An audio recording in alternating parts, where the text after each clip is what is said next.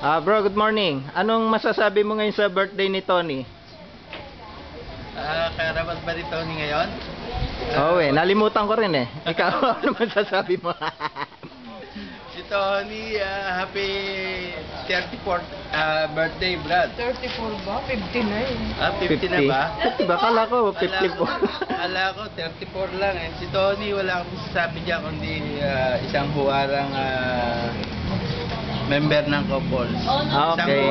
Isang huwarang asawa. Honoring. Saka isang huwarang kaibigan.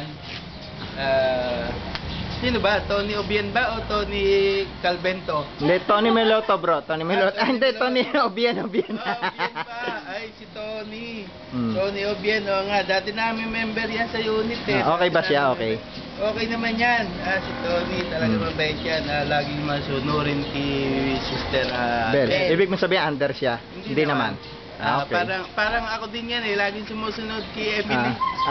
Okay. Ibig sabihin, dalawa na kayo under. Hindi naman. Hindi naman. Over-under. Overacting. Okay. Si sister naman. Sister, masasabi mo kay Tony, sister? Ayan, Si Tony, ano yan, laging business lang ang pinag-uusapan namin yan.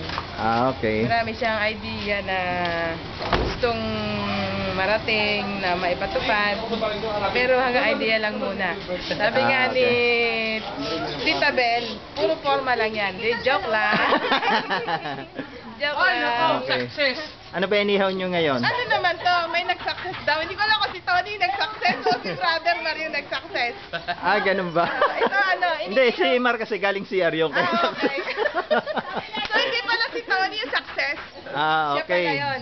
Tsaka ano, itong iniihaw namin, paki-focus mo nga bro. Ito yung favorite ni Tony. Alam mo, Okay. may siya sa isda. Hindi lang namin malaman kung ito'y tilapia o hito ba siya. Basta hindi namin alam kung pangalan niya. So, kaya kayo nag-ihaw ngayon dahil wala si Tony? Dahil wala si Tony. Wala kami Okay. kagaw. Okay, sige sis bro. Happy Thank you birthday. very much. Happy birthday, bro.